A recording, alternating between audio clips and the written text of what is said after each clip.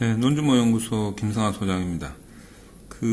이제부터는 조금 더 실무적이고 실질적인 논문 관련된 여러 가지 이야기들에 대해서 좀 말씀드리고자 합니다. 논문을 적을 때 가장 실질적으로 힘든 부분이 어떤 부분이냐면, 최근에는 이제 가설 검증을 통계 분석으로 많이 하기 때문에 이 통계라는 것이 논문에 많이 들어가죠. 거의 요즘 추세로 봐서는 거의 한 7, 80% 정도? 그 정도는 통계 분석에 의해서 연구 가설이 검증되고 있는 것 같은데, 통계 분석을 하다 보니까 통계를 잘 모르시는 분들은 통계 분석에 의해서 나온 이 표가 이해하기가 좀 힘들다, 이런 어려움이 있습니다. 그래서 심지어는 이제 어떤 학교들은 이 통계표를 읽는 방법에 대한 수업을 따로 진행하기도 하죠. 그래서 굉장히 좋은 수업이죠. 그래서 이제 그런 수업의 목적이 뭐냐면, 통계 분석을 하는 것도 중요한데, 통계 분석을 하기 전에 통계학을 전공하는 것이 아니기 때문에 한계가 있거든요. 그러니까 우선 그것보다는 통계표를 읽을 줄은 알아야 된다, 여기에 포커스를 잡고 있다는 거죠. 이제 그런 수업의 의도나 취지는 저도 충분히 공감을 하고 있는 부분입니다. 그래서 무엇보다도 중요한 것은 통계에 대한 표를 읽는 게 중요합니다. 읽을 수 있어야 됩니다. 그래서 읽는 요령에 대해서 사례를 하나씩 들어가지고 논문을 그냥 통째로, 논문 한 편을 그냥 통째로, 그냥 그냥 랜덤하게 뽑아가지고 그런 논문을 하나씩 해석을 해보는 그런 시간을 좀 갖도록 하겠습니다. 오늘 제가 뽑은 랜덤하게 그냥 아무거나 그냥 골랐는데, 그 논문이 회귀 모형을 이용해서 조절 효과를 한 논문입니다. 제가 자세히 보지도 않았어요. 그래가지고 워낙 랜덤하게 뽑았기 때문에 이제 한번 보죠. 자, 어떤 논문인지 저도 지금 보는 거기 때문에 한번 보도록 하겠습니다. 저도 지금 보는 겁니다. 그래서 이 논문에 대한 정보가 지금 없어요. 지금.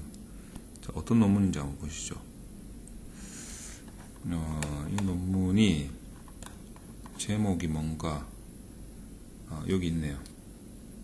연구 개발 인력의 개인 역량이 프로젝트 관리와 성과에 미치는 영향, 국가 연구 개발 사업을 중심으로, 이렇게 되어 있습니다. 자, 이거를 2015년 조무관 박사님, 한양대학교 논문인데, 이 논문을 어떻다 저떻다 제가 말씀드리려고 하는 게 아니고, 그냥 이제 이 논문에서 사용된 통계표를 읽어보자는 거죠. 별다른 의도가 있는 게 아닙니다. 그냥 통계표를 한번 읽어보자. 자, 이런 관점에서 한번 보시기 바랍니다. 자, 펜을 하나 골라가지고. 자, 우선 이게 기초조사, 지금 빈도 분석한 거거든요. 빈도 분석한 거에서는 가장 중요한 건 빈도죠. 빈도와 백분율입니다. 여러분들 다 아시다시피 빈도는 사례수를 말하는 거고, 비율은 모든 사례수의 합계를 100%로 봤을 때 해당 사례수가 몇 프로 정도의 비중을 차지하느냐, 그런 문제예요. 요거는 그렇게 어려운 건 아니죠. 넘어가도록 하겠습니다. 우선 이제 두 번째가 이제 신뢰성 및 타당성 검증이 나왔는데, 자, 여기서는 신뢰성 검증을 먼저 했네요. 가장 중요한 것은 크롬바 알파 계수를 보겠다라는 건데, 크롬바 알파 계수가 0.6 이상이면 신뢰도가 높다, 이렇게 지금 보고 있는 거죠. 자, 그래서 이제 신뢰도를 봤더니 자, 표를 한번 볼까요? 요인이 이렇게 있습니다. 요거는 이제 하나의 도구를 말하는 것일 거고, 이 도구를 구성하는 요인이 이렇게 3개가 있다는 뜻이겠죠. 3개. 그리고 이제 이 직무 요인에 몇 가지 문항들이 있었겠죠. 그 문항들의 신뢰도를 조사해 보니까 크롬 바이퍼 값이 0.6을 넘었다. 그래서 신뢰롭다. 이제 이렇게 판단할 수 있는 거죠. 자, 그 다음에 이제 타당성 검증을 본 겁니다. 타당성 검증을 하기 위해서 탐색적 요인 분석을 했다. 자, F, A가 되겠죠. 하기 위해서 주성분 분석을 활용했다. 이게 주성분 분석 방식도 있고, 뭐 다른 방식도 있습니다. 그런데 이제 주성분 분석을 하게 되면 좀 간단하게 하는 거죠. 그냥 이제 분류만 하겠다, 뭐 이런 겁니다. 이제 주성분 분석의 대표적인 게 베리맥스 회전 방식이고, 고유값을 베리맥스 회전 방식이 이제 직각 회전 방식이죠. 여기 있네요. 직각 회전. 그 다음에 고유값을 1 이상으로 두겠다. 자, 요인적 적치는 이게 이제 베타 값이라고 하는데, 요인적 적치는 0.5 이상 이렇게 기준을 잡았다. 이걸 우리가 이제 알고 들어가야 됩니다. 그래서 이제 요인 분석을 해봤더니 표를 한번 보자 이거죠. 회전을 하고 나니까 이렇게 성분이 3개가 나왔는데, 처음에 값들을 보세요. 전부 다 팩터 1에서 0.5를 다 넘죠. 0.5를 다 넘고 가만히 보니까 이게 전부 다 직무와 관련된 것들이죠. 직무 1, 2, 3, 4번 문항들이라는 거죠. 직무 1, 2, 3, 4와 관련된 문항들입니다. 뭐 이렇게 뭐 약간 제가 지금 이 선택을 잘못한 것은 그냥 이해해 주시기 바랍니다. 자, 그 다음에 이제 고유값이 이제 아이겐밸류라고 하는데, 영어가. 자, 팩터 1의 아이겐밸류가 1이 넘죠. 자, 팩터 2도 마찬가지로 요인적 적치가 0.5가 다 넘는데, 가만히 보니까 그것들이 공통이더라 이거죠. 공통에 대한 부분이더라 이거죠. 공통. 그리고 이 팩터 2의 고유값이 또 1이 넘어요. 1이 넘는다. 팩터 3도 마찬가지고. 자, 그러면 이제 하나의 요인으로서 자격이 된다라는 소리겠죠. 자, 그 다음에 이제 이 분산을 보니까 각 분산이 첫 번째 거는 50%, 두 번째 거는 12%, 세 번째 거는 9%인데 이 세 개를 다 합치니까 72%가 나왔다는 거죠. 72%. 그거는 이제 이게 문항들이 다 몇 개입니까? 하나, 둘, 셋, 넷, 하나, 둘, 셋, 넷, 하나, 둘, 셋, 넷, 12문항을 넣었는데, 12문항을 넣었는데, 요거는 제가 별도로 좀 설명해 드릴게요. 12문항을 넣었는데, 자, 여기 12문항을 넣어가지고, 지금 아마 요인수를 3개로 고정시켰을 겁니다. 요인수를. 그러니까 이제 팩터가, 요인이 1, 2, 3개가 나왔죠. 이렇게. 3개가 나와서, 네문항, 네문항, 네문항. 이렇게 지금 분류가 됐단 말이죠. 근데 12문항을 넣어서 3개로 분류했는데, 12문항을 넣어서 실제로 하나로 나올 수도 있고, 12개로 분류가 될 수도 있죠. 이 전체를 100%의 경우의 수로 잡았을 때 3개가 나올 경우의 수가 지금 72%가 나왔다는 거죠. 그러면 굉장히 3개로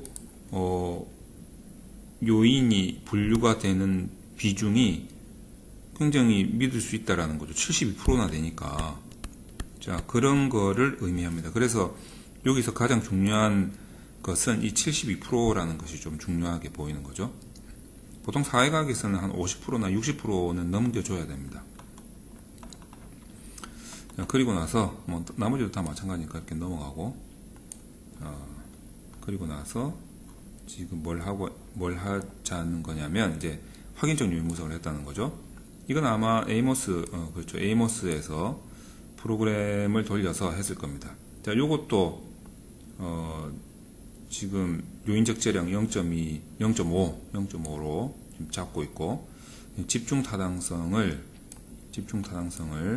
ABE로 봤다는 거, 분산 추출값, 이게 0.5보다 큰 경우 집중 타당성을 가진다라고 지금 이 박사님은 그렇게 논문을 서술을 하고 있죠.